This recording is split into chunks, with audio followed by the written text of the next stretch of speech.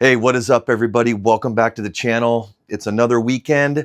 Got a lot of work to do. My wife just handed me a stack of papers. I got a bunch of glasses to make. I've got a bunch of cutting boards here to get engraved.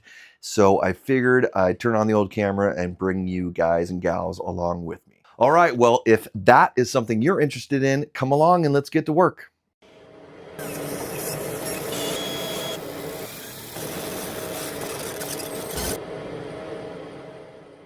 All right, so first things first, I've got 4 cutting boards to engrave. I've got these partially done already here. I just got to give them sand and a water pop and then throw them on the laser, engrave both sides. So I'm going to be doing these on the Bolt Pro 32 because these are about 14 inches in diameter. They're a little too big to go on the regular bolts. So one reason why I really like having that larger 20 by 32 work bed in the Bolt Pro. So I'm going to go ahead and get these sanded. I'm not going to bore you with that. When I come back, we'll get them on the laser and I'll show you how I do that. Whew. All right, got these sanded down outside. Pretty hot out there, working up a sweat, but I got them all ready. Got the holes drilled for the feet. So I'm just going to go ahead and load these up on the laser and I'll meet you over there.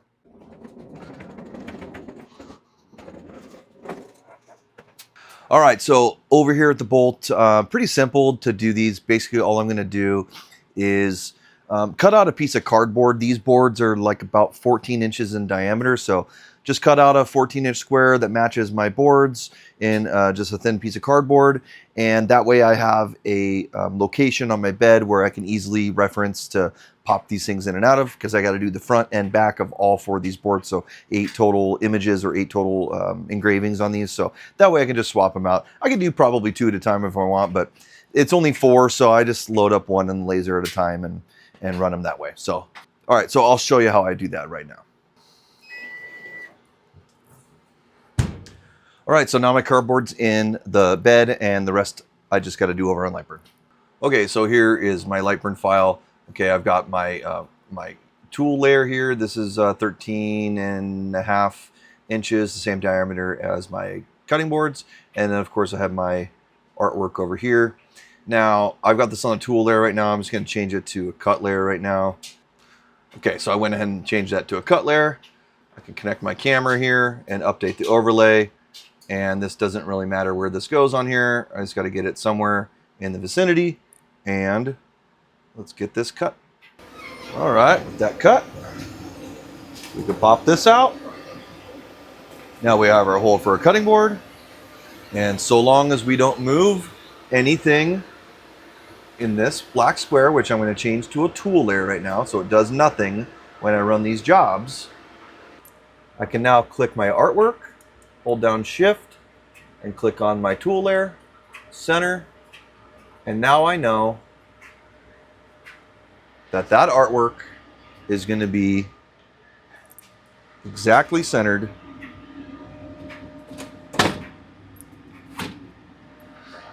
in my cutting board. Now I want to make sure that when I do these, I'm going to rotate these so the grain is going the direction I want it to. So I'm going to put the camera down and do that right now. And you can see here I oriented my board. I like to have the grain running like perpendicular to the head, especially on designs like this where it has, I've got like that straight line on the bottom of the logo under luxury group. And I like to have it running perpendicular to the grain, or my glue joints going up and down, and the grain as well, because if I do it the other way, I'll have to make sure that lines up like really perfect, and because if it's off, it'll look crooked, and this way I think it looks better. So it's just my personal preference. Okay, so let's go ahead and frame and see how we do. Perfect. All right, let's run this job. I got 4 of these to do. I'll start with the backs.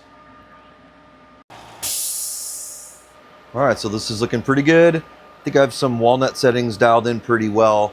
Let me see what I got here for this. So 500 millimeters a second, 25% max and minimum power, no air, 0.062 line interval. And I offset the Z -3 millimeters. That lowers the bed 3 millimeters down, so it puts me out of focus 3 millimeters. And I find that that helps darken up the engravings oftentimes. It really depends on what species of wood you're engraving on, and even, you know, the same, you know, species, you know, walnut or maple, or they react different, you know, so it's, you can't always nail it right, but I do like to have these dark engravings. So all right, this is done, let's check it out. All right, we just wrapped up. Let's move the laser head out of the way, and look at that, nice and pretty. Let's go ahead and run the other sets. Very happy with that. I think I've got these walnut settings dialed in pretty good, and let's go ahead and run the other 3 boards.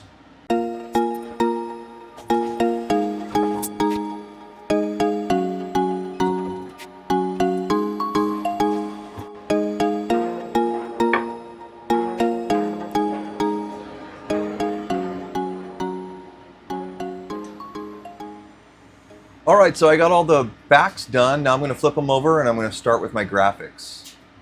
So I'm basically putting these in the laser the same way. I just want to make sure, and I'll show you this in a second, I'll cut to some other footage here, but I just want to make sure that my logo on the front, my name, my monogram on the front is going to line up with the logo on the back. So like they're both basically going the same direction. That's kind of what I try to do as far as layout is with these. So that way if you're holding the board and you rotate it, it'll be going the same direction as the back.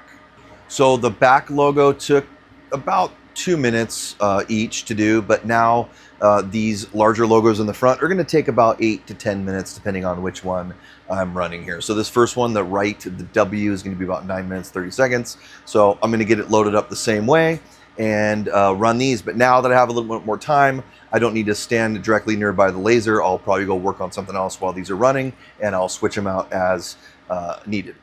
All right, so next thing on the agenda is I got to do some glasses. I've got 8 whiskey glasses over there to engrave. So luckily I've got 2 UV lasers now. I've got the Thunder Aurora 8 5-watt UV, and I just got the ComMarker Omni 1 UV laser, and just got done recording a video for that this weekend, and just got to still put it together, finish editing it tonight, but that's going to be coming out in the next couple days.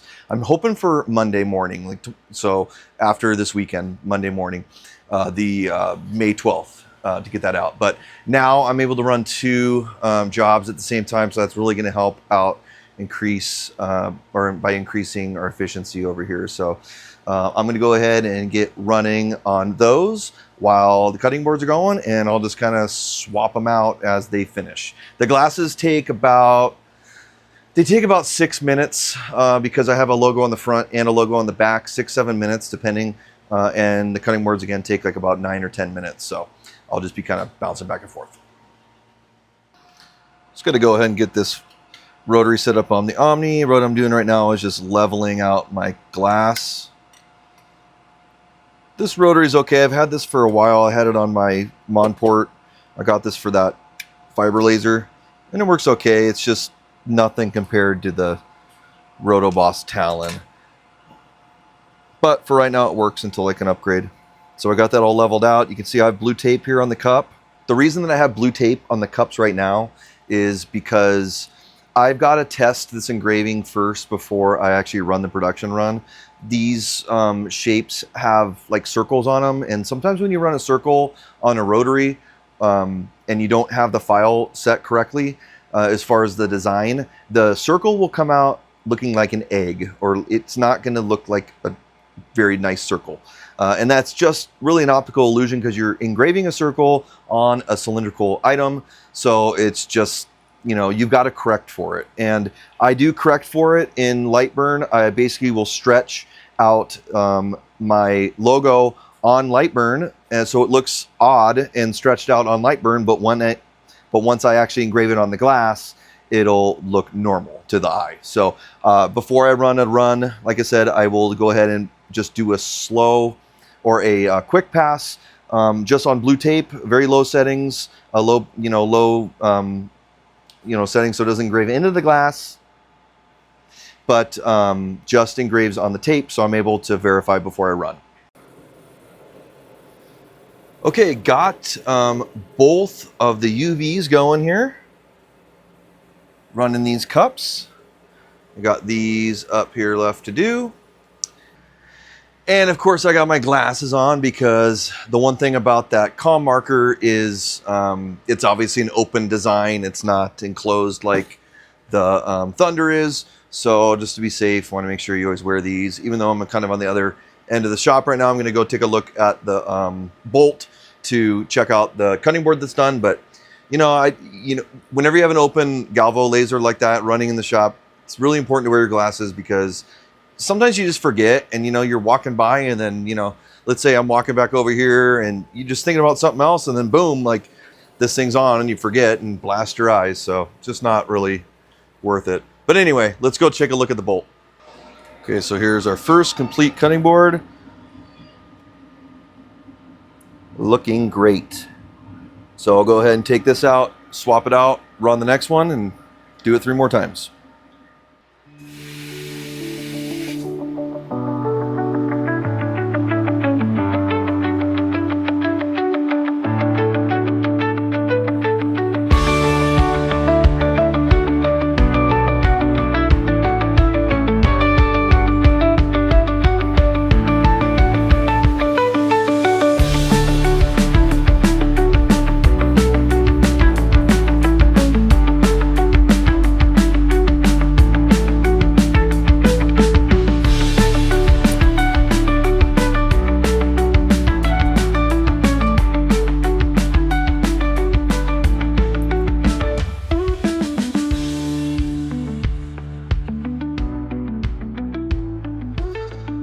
All right, well, I think I'm gonna stop for tonight. My 2 UVs just got done, so I can take my glasses off now, but I probably got about, I don't know, 30 more minutes in here. Just gotta run another cutting board, do a few more glasses, and I am pretty much done for the night. Oh, and I'll get those boards oiled up because they are going out tomorrow. I don't do a lot of cutting boards, but I do have a couple realtor clients that ask me for them every once in a while, so I like to keep those blanks on hand. I just glue up a bunch of them, have them on my shelf, so when they do need them, all I gotta do is pull them off the shelf, finish sand them, engrave them, oil them, and boom, they're out the door. So that's another little tip if you're looking to have those on hand or if you're looking to do a few cutting boards here and there. I highly recommend that. I hope you enjoyed kind of just working with me and showing you showing you how I set up my cutting boards on the bolt. If you have any questions, let me know about that. If you have any questions about any of the UV lasers behind me or any galvo lasers, let me know as well. I do have the video coming out on the Omni 1. I'm hoping for tomorrow morning. So today's Sunday, it's Mother's Day. Monday the 12th, I'm trying to have that posted in the morning. I just gotta kind of finish up here, go inside, have some dinner and stuff, spend some time with the family, and then tonight I'm gonna go ahead and edit that video because I shot it all over the weekend here yesterday, and over the past 4 or 5 days I've been shooting that, so I just got to kind of finally put it all together. So hoping that I can get that out by Monday morning, okay, the 12th. So please let me know what you think about that video. I really tried to highlight glass on the UV on the Omni because that's what I use it for. That's what I use my Thunder for, the Aurora.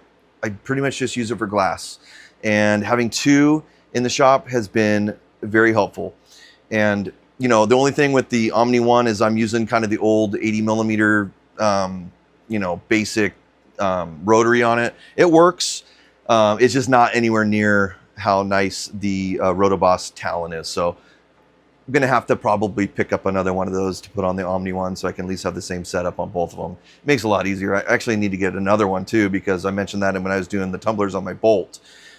Having one dedicated to the bolts as well to do the stainless tumbler is another thing, but they're not cheap. So one piece at a time, that's what you got to do. Right now, I just got to get by swapping my Talon back and forth, and I got to just get by with my older rotary in the Omni, and it works for now. But I'm also going to be trying to record my next bolt video, my Bolt Pro video, where I'm going to be talking about kind of like the differences between buying an industrial laser and buying a hobby laser.